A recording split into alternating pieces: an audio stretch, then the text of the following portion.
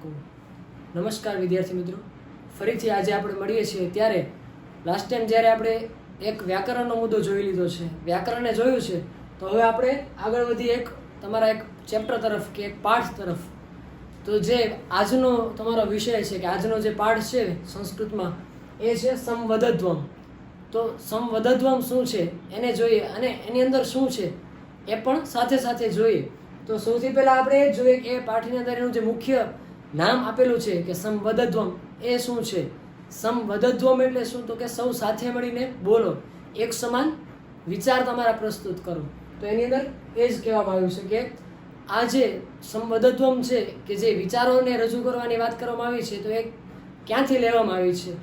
તો સૌથી પહેલાં આપણા જે ભારતીય પરંપરાની અંદર આપણા કોઈ પણ ઉપદેશના જે સ્ત્રોતો છે એવા 4 વેદો છે કે જે 4 વેદ છે, ઋગ્વેદ, યજુર્વેદ, સામવેદ અને અથર્વવેદ।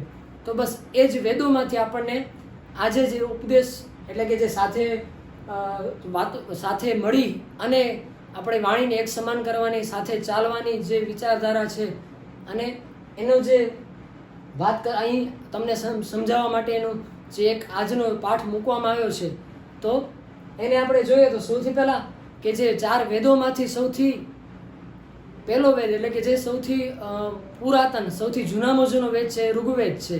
તો એની અંદર જે શ્લોકો એટલે કે 3 મંત્રો આપેલા છે, તો જે વેદોની અંદર જે સ્તુતિ કરવામાં આવી છે એ મંત્ર દ્વારા કરવામાં આવી છે। તો આપણે જે આજે 3 મંત્રો ભણવાના છીએ તો એની અંદર પણ શું કહેવામાં આવ્યું છે તો કે વિદ્વાનો દ્વારા એટલે કે જે મંત્ર છે તો એ વેદમાંથી આવેલા છે અને 3 વેદમાંથી આપણને અલગ અલગ કંઈક ઉપદેશ આપે છે। તો એ ઉપદેશોને જોવાના છે અને એ ઉપદેશોને જોયા પછી બીજા 2 શ્લોક છે એ લૌકિક છે એટલે કે કોઈ ઋષિમુનિઓ દ્વારા, અને જે મંત્રો છે તો એ વેદમાંથી આવેલા છે અને વેદ છે તો એ ઈશ્વર દ્વારા આપણને પ્રાપ્ત થયેલા છે। તો 3 મંત્ર છે ઋગ્વેદનો, યજુર્વેદનો, અથર્વવેદનો અને પછીના જે 2 શ્લોક છે એ બંને શ્લોકો છે એ લૌકિક છે એટલે કે કોઈ પણ ઋષિમુનિઓ દ્વારા આપણને ઉપદેશ આપવામાં આવ્યો છે। તો આપણે આજે જ્યારે આ મંત્રોને ભણવાના છે તો સૌથી પહેલું છે એટલે કે જે આપણું જૂનામાં જૂનો વેદ ઋગ્વેદ છે તો આપણને ઋગ્વેદમાંથી આપણને શું ઉપદેશ મળે છે કે માનવ જીવનને, મનુષ્યને અને સજીવ સૃષ્ટિને એમાંથી આપણને શું ઉપદેશ પ્રાપ્ત થાય છે તો એ આપણે સૌથી પહેલાં જોવાનું છે। અને સૌથી પહેલો મંત્ર ઋગ્વેદનો જ છે તો આપણે એ ઋગ્વેદના મંત્રને આપણે જોઈએ કે એની અંદરથી એ મંત્રની અંદરથી આપણને શું ઉપદેશ મળે છે અને સાથે સાથે તમારે પણ એ મંત્ર ભણવાનો છે અને તમારે એ તમારા કોર્સમાં આવે છે અને તમારા બોર્ડમાં તમને મંત્ર પૂર્તિની અંદર કે જે શ્લોક પૂર્તિ છે એની અંદર પૂછાય એવો એક આઈએમપી છે। તો સૌથી પહેલો આપણે એ મંત્ર જોઈએ તો એની અંદર શું કહે છે? સંગચ્છધ્વમ। સંગચ્છધ્વમ કહે છે તો ગચ્છધ્વમ એટલે જવાના અર્થમાં છે। તો સૌ સાથે મળીને ચાલો, સાથે મળીને ચાલવાના અર્થમાં। ગચ્છધ્વમ તો ગચ્છ એટલે જવાના અર્થમાં, ધ્વમ એટલે તમને જે આજ્ઞા અર્થમાં તમને આપણે વ્યાકરણમાં તમે જે શીખ્યા છો એ જ રીતે આજ્ઞાર્થ લોટ લકારનું સ્વરૂપ છે શું છે? ગચ્છધ્વમ। તો સૌ સાથે મળીને ચાલો। પછી શું છે? સંવદધ્વમ। તો એ જ રીતે સમાન એક સ્વરૂપ એનું પણ એક છે વદધ્વમ। તો જે આની અંદર જે વાત કરી છે એટલે કે જે આ મંત્રમાં જે સમજાવ્યું છે ત્યાં શું છે? વધારે પડતું આજ્ઞાના અર્થમાં છે આપણને। તો આપણને આજ્ઞા, સૌથી પહેલી આજ્ઞા કરી કે સમગચ્છધ્વમ કે સૌ સાથે મળીને ચાલો, કે સમાન બનો, એક સાથે એકજૂટ થઈને એક સાથે મળીને ચાલો। બીજું શું છે? સંવદધ્વમ। બીજી વાત કરી સંવદધ્વમની। તો વદ એટલે બોલવું, તો એક સાથે સમાન વિચારવાળા બનો અને એક સાથે સમાન વાતને રજૂ કરો। એના બાદ શું છે બીજું કે સમવો મનાવશી જાનતામ, અને સાથે સાથે તમારે શું કરવાનું છે કે તમારી એક માનસિકતા, તમારું જે મન છે તો સમાન મનવાળા બનો એટલે કે સમાન વિચારવાળા બનો। જો મન સમાન બને તો જ વિચારો સમાન થઈ શકે છે। તો સૌથી પહેલી વાત કરી કે સાથે ચાલો, કે હંમેશા સાથે, કેમ કે હંમેશા એવું કહેવાય છે ને, અત્યારના સમય પ્રમાણે પણ એવું જ કહેવાય છે કે સંઘે શક્તિ કલૌ યુગે। તો કલિયુગની અંદર સૌથી મોટી શક્તિ કોણ છે? સંઘની છે। તો આની અંદર પણ આપણને ઋગ્વેદમાં એ સમયમાં પણ આપણને કહેવામાં આવ્યું છે, એ સમયના મંત્રમાં આપણને ઉપદેશ મળ્યો છે। શું મળ્યો છે? તો કે સૌથી પહેલી વાત કરી સંગચ્છધ્વમ, સાથે ચાલો, સંવદધ્વમ સાથે વિચાર, એક સમાન વિચારવાળો। પછીની વાત કરી કે સંભો મનાવશી જાનતમ, કે સમાન મનવાળા, સમાન વિચારવાળા તમે બનો.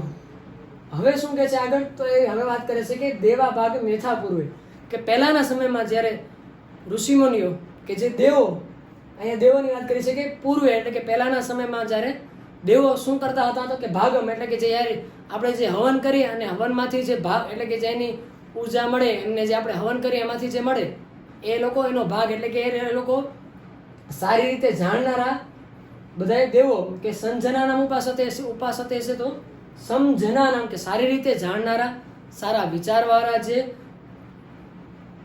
દેવો છે એ દેવો શું કરે છે તો કે યજ્ઞમાંથી મળતો જે ભાગ છે એ સમાન રૂપે એકદમ એક સમાન રૂપે એ લોકો પ્રેમથી અને સમાન રૂપે એ લોકો વહેંચે છે.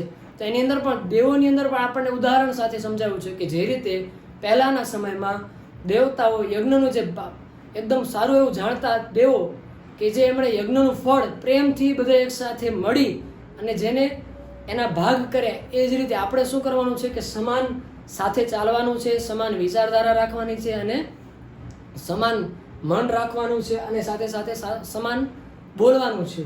તો આ છે આપણો પેલો ઋગ્વેદમાં આપણને ઉપદેશ એ મળે છે કે સાથે ચાલવાનું, સમાનતા, જે સમાનતાનો ભાવ અહીંયા દર્શાવ્યો છે કે સાથે ચાલો, સાથે બોલો, એક સરખી વિચારધારા એટલે કે એક માનસિકતા, એક મન રાખો. એ જ રીતે બીજા શ્લોકમાં એટલે કે હવે આ એક વાત કરી આપણને એક ઉપદેશ મળ્યો કે આ વેદમાંથી છે, ઋગ્વેદનો ઉપદેશ આપણને મળ્યો. એ જ રીતે બીજો ઉપદેશ આપણને મળે છે કે બીજું આપણને મળે છે એ છે યજુર્વેદમાંથી. તો યજુર્વેદની અંદર શું વાત કરવામાં આવી છે કે દેવ સવિતા. તો સવિતા એટલે સૌથી પહેલા શબ્દ છે સૂર્યનારાયણ ભગવાનને પ્રાર્થના કરવામાં આવી છે. અહીંયા સૂર્યનારાયણ પાસેથી શું માંગવામાં આવ્યું છે તો સૂર્યનારાયણ ભગવાન એવું કહેવામાં આવે છે કે હે સૂર્યદેવ, દેવ સવિતા કે હે સવિતા દેવ, હે સૂર્ય ભગવાન, અમને કેવું આપો તો કે વિશ્વાની દુહિતાની એટલે કે વિશ્વની અંદર રહેલા કે એકદમ જે દુર્ગુણો રહેલા છે, દુષ્કૃત્યો રહેલા છે એને પરાસુવ એટલે કે અમારાથી દૂર કરો. જે કાંઈ પણ દુર્ગુણો છે, દુષ્કૃત્ય છે, જે કાંઈ પણ ખરાબ છે એને અમારાથી દૂર કરો.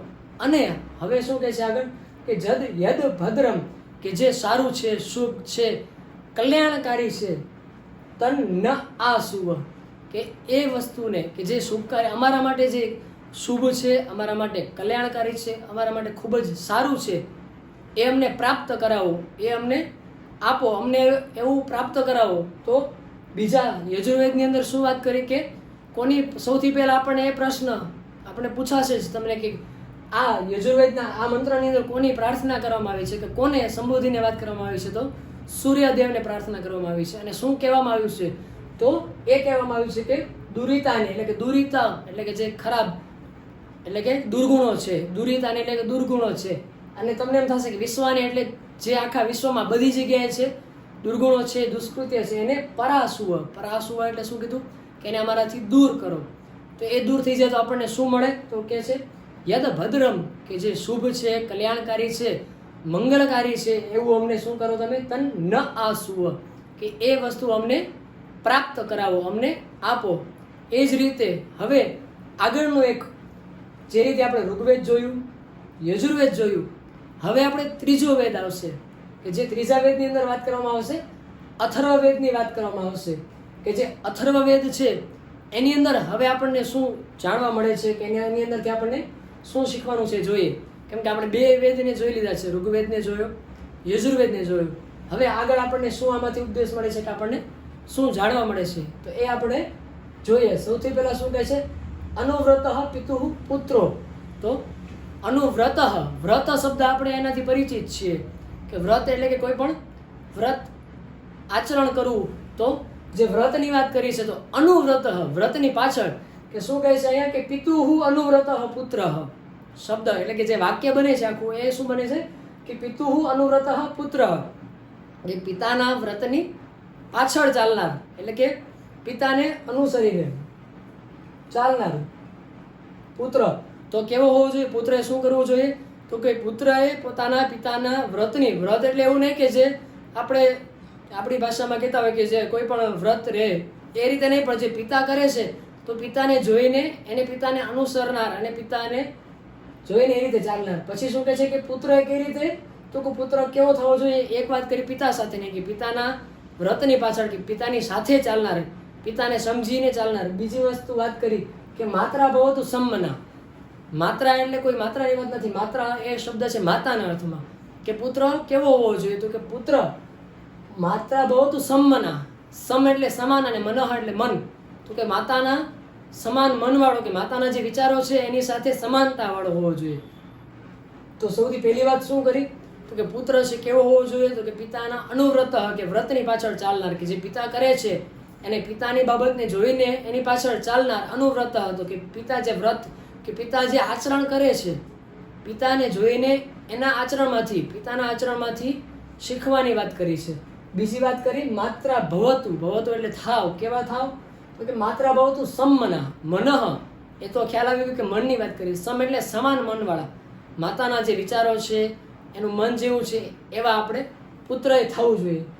પછી આગળ વાત કરી જાયાપત્ય મધુમતીમ વાચમ મધુતુ શાંતિવામ. તો હવે શું કરે છે, જાયા શબ્દ છે. જાયા શબ્દ છે એ જાયા એટલે કે પત્નીના અર્થમાં છે. અહીં જાયા છે કેમ કે પત્ની શબ્દનો અર્થ જાયા અને ભાર્યા બંને થાય છે. તો અહીંયા શું આપેલું છે, જાયા શબ્દ આપેલો છે.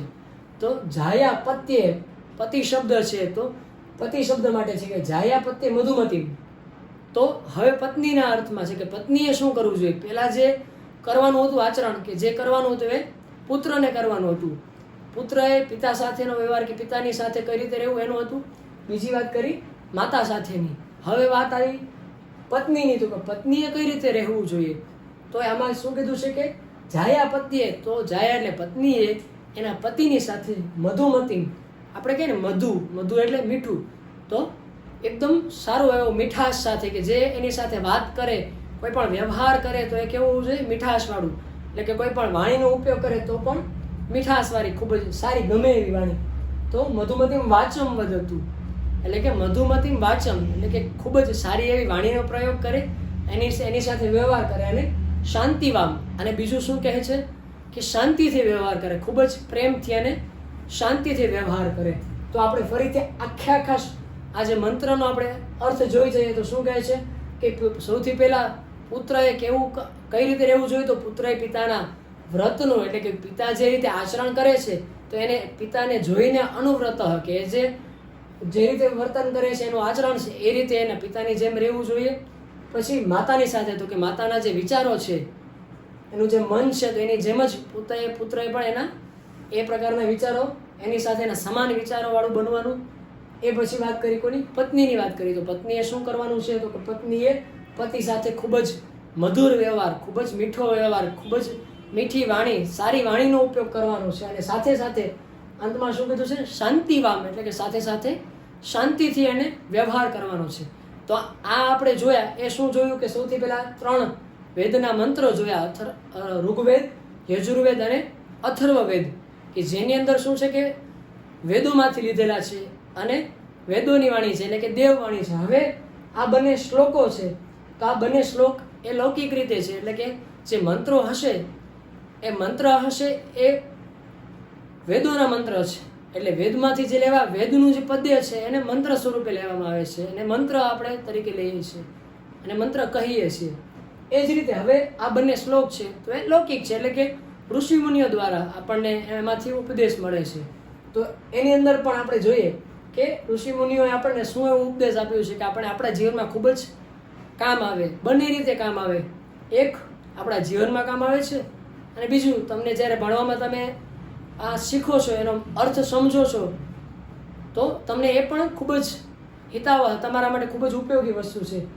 અને ખૂબ જ સરળ શબ્દોમાં, કે તમે એને સારી રીતે સમજી શકો એવા શબ્દોમાં અહીં મૂકવામાં આવ્યા છે. તો સર્વે, આપણે જે 4થો શ્લોક જોઈએ તો સર્વે ભવંતુ સુખીનઃ, એટલે સર્વે શબ્દ છે કે બધા શું થાવ, બધા હંમેશા કેવા રહો, બધા સુખી રહો. સર્વે ભવંતુ, ભવંતુ એટલે થાવ, બધા લોકો કેવા થાવ, હંમેશા સુખી થાવ. પછી બીજી વાત કરીએ સર્વે સંતુ નિરામયઃ, તો કે બધા લોકો કેવા બનો, નિરામયઃ. નિરામય એટલે નિરોગી, હંમેશા રોગરહિત બનો. કેમ કે જો આપણું સ્વાસ્થ્ય સારું હશે તો આપણે કાંઈ પણ કરી શકશું.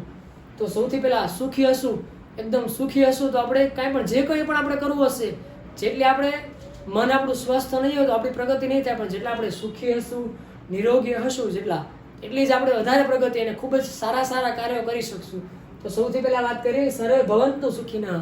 જો આની અંદર પણ શું છે ભવંતુ, તો કે તમે કેવા થાવ, સુખી થાવ. બીજી વાત કરીએ સર્વે સંતુ નિરામય, તો કે તમે બધાએ કેવા રહો, હંમેશા નિરોગી રહો, સંતુ રહો. પછી કીધું સર્વે ભદ્રાણી પશ્યંતુ, તો કે બધી જગ્યાએ તમે ભદ્ર એટલે શુભ, કલ્યાણકારી, ખૂબ જ સારું સારું જુઓ બધા લોકોમાં. આપણી પાસે બંને દ્રષ્ટિ છે, પણ હંમેશા શું કરવાનું, કેવી દ્રષ્ટિ રાખવાની, ભદ્ર એટલે કે ખૂબ જ સારી, મંગલકારી, કલ્યાણકારી, એટલે કે આપણે કોઈનું પણ સારું કરી શકીએ, એટલે કે સારી દ્રષ્ટિ રાખવાની અને બધા માટે ખૂબ જ સારું જુઓ હંમેશા. પશ્યતું કીધું છે, શું કીધું છે, આજ્ઞા કીધું છે કે તમે જુઓ તો કેવું જુઓ, હંમેશા સારું જુઓ. કોઈનું આપણે કઈ એક કહેવાય છે કે હંમેશા કોઈને કરવું તો સારું કરવું, એ જ રીતે કોઈના વિશે વિચારવું તો પણ સારું વિચારવું. તો અહીં એ જ રીતે શું કીધું છે, સર્વે તમે બધાએ શું કરો, ભદ્રાણી પશ્યંતુ, ખૂબ જ સારું જુઓ, બધા લોકોનું સારું જુઓ. અને અંતમાં શું કહે છે શ્લોકમાં કે મા કશ્ચિત દુઃખ ભાગ ભવે, કે માં એટલે ક્યારે પણ કોઈ દુઃખી ન થાવ, હંમેશા કેવા રહો, સુખી રહો. મા કશ્ચિત ક્યારે પણ જરા પણ દુઃખ ના આવે, મા કશ્ચિત દુઃખ ભાગ ભવે, ક્યારે પણ તમે દુઃખી ન થાવ, હંમેશા કેવા રહો. સૌથી પહેલાં કીધું છે કે હંમેશા તમે સુખી રહો, તમે બધાએ સુખી રહો. બીજી વાત કરી કે સર્વે સંતુ નિરામય, કે બધા સર્વે એટલે કે બધા કેવા રહો, હંમેશા નિરોગી રહો. અને સર્વે ભદ્રાણી પશ્યંતુ, ભદ્રાણી એટલે કે મંગલકારી જુઓ, સારું જુઓ, શુભ જુઓ. અને અંતમાં કીધું એ રીતે કે મા કશ્ચિત, મા એટલે ન ના અર્થમાં છે કે ક્યારે પણ તમે દુઃખી ન થાવ અને હંમેશા તમે કેવા રહો, સુખી રહો.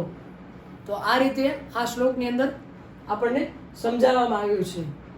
ત્યારબાદ અંતિમ શ્લોક કે જે 5મો શ્લોક છે એની અંદર આપણને સમજાવવામાં આવ્યું છે, આપણને કહેવામાં આવ્યું છે કે કાલે વર્ષોતું પર્જન્ય, કે આની અંદર કહેવામાં આવ્યું છે કે કાલે એટલે કે યોગ્ય સમયે વરસાદ વરસો, એટલે કે અહીં કહેવામાં આવ્યું છે કે વરસાદ યોગ્ય સમયે વરસે, એટલે કે કાલે એટલે કે યોગ્ય સમયે વર્ષોતું એટલે વર્ષો, અને પર્જન્ય, પર્જન્ય એટલે કોના અર્થમાં છે, વરસાદના અર્થમાં છે, મેઘના અર્થમાં છે. તો કાલે એટલે કે યોગ્ય સમયે, એટલે કે કાલે વર્ષોતું પર્જન્ય, તો વરસાદ કાલે એટલે કે યોગ્ય સમયે વરસાદ થાવ. પૃથ્વી એટલે કે આ પૃથ્વી ધરતી છે, પૃથ્વી છે સસ્યશાલિની, સસ્ય એટલે કે ધાન્ય, તો કે આ પૃથ્વી છે એકદમ ધાન્યથી, ધાન્યની અભિવૃદ્ધિ થાય અને ધાન્યથી ભરપૂર રહો, એ વાત કરી. પછી છે દેશો એમ ક્ષોભરહિત, અયમ દેશ, કે આ દેશ એટલે કે એવું નથી કહેવામાં આવે કે ભારત દેશ, પણ દેશો એમ ક્ષોભરહિત, કોઈ પણ દેશ માટેની વાત કરી શકીએ આપણે. તો દેશો એમ ક્ષોભરહિત એટલે દેશની વાત કરી છે એમ. દેશ અયમ કેવું, તો કે ક્ષોભરહિત, હંમેશા ક્ષોભ કે દુઃખથી રહિત રહો. અને માનવાહ સંતુ નિર્ભયા, કે માનવાહ એટલે બધા લોકોની વાત કરવામાં આવી છે, કોઈને સ્પેશિયલી નહીં, પણ એક એવી જ વાત કરવામાં આવી છે કે માનવાહ બધાય માનવો માટેની, કે મનુષ્ય માટેની વાત કરવામાં આવે છે કે મનુષ્ય હંમેશા કેવા રહો, નિર્ભય એટલે કે ભયથી રહિત. તો સૌથી પહેલા શું વાત કરીએ આપણે, એક વખત જોઈ જાય ફરીથી કે કાલે વર્ષતું પર્જન્ય, કાલે એટલે તમને યોગ્ય સમય કે સમય આવે ત્યારે વર્ષતું પર્જન્ય, કે જ્યારે જેવું ચોમાસાની ઋતુ શરૂ થાય તો એને કાલ કહેવામાં આવે છે, કે એક એનો કાલ છે, એક સમય છે ચોમાસાનો. તો કાલે વર્ષતું, તો વર્ષા આપવી, વર્ષાના અર્થમાં છે. તો કાલે વર્ષતું પર્જન્ય, કેમ કે તમને આ બધા એક એક શબ્દ તમને એના અર્થ યાદ હોવા જોઈએ. એટલે કે કાલે એટલે યોગ્ય સમયે, વર્ષતું એટલે વર્ષા આપવું, કોણ, પર્જન્ય એટલે વર્ષા દેવ, એટલે વર્ષાના દેવ કોણ છે, વરુણ દેવ, કે મેઘ જે કહી શકાય. પછી વાત કરી પૃથ્વી, તો પૃથ્વી તો તમે શબ્દથી પરિચિત છો. સસ્યશાલિની, સસ્યશાલિની, તો સસ્ય એટલે કે ધાન્ય, તો ધાન્યને કેવું, સૌથી વધારે ધાન્યની વૃદ્ધિ થાવ અને પૃથ્વી ઉપર ખૂબ જ ધાન્ય પાકે એવું થાવ. દેશો એમ ક્ષોભરહિત, કે આ દેશ છે એ કેવો બનો, દેશ અયમ દેશ, આ દેશ ક્ષોભરહિત બનો, દુઃખરહિત બનો, એટલે કે દેશના બધા લોકો દુઃખી ન થાવ. અને માનવાહ સંતુ નિર્ભયા, કે બધા લોકો છે મનુષ્ય માત્રની વાત કરી કે બધા મનુષ્ય કેવા રહો, હંમેશા નિર્ભય થઈને રહો. તો આ રીતે આપણે આ જે સમવદધ્વમ છે, આપણો જે એક પેલો પાઠ છે સમવદધ્વમ, એની અંદર આ રીતે 3 વેદની વાત કરવામાં આવી છે, કે 3 વેદમાંથી આપણને જે ઉપદેશ આપવામાં આવ્યો છે એની વાત કરવામાં આવી છે. ત્યારબાદ આ 2 શ્લોકોની અંદર આપણને લૌકિક જે શ્લોકો છે એની અંદર પણ આપણને એક ઉપદેશ આપવામાં આવ્યો છે. આ જ રીતે આપણે હવે તમારે આની અંદરથી એ પ્રશ્ન જવાબ પણ તમારે જોવાના રહેશે, પ્રશ્ન જવાબ પાકા કરવાના રહેશે, અને સાથે સાથે MCQ છે તો એ પણ કરવાના રહેશે. અને તમારો વ્યાકરણનો એક મુદ્દો જે થઈ ગયો છે તો એ વ્યાકરણની તૈયારી પણ તમારે આની અંદર કરવાની રહેશે, જેથી કરીને તમારી હમણાં 1-2 દિવસ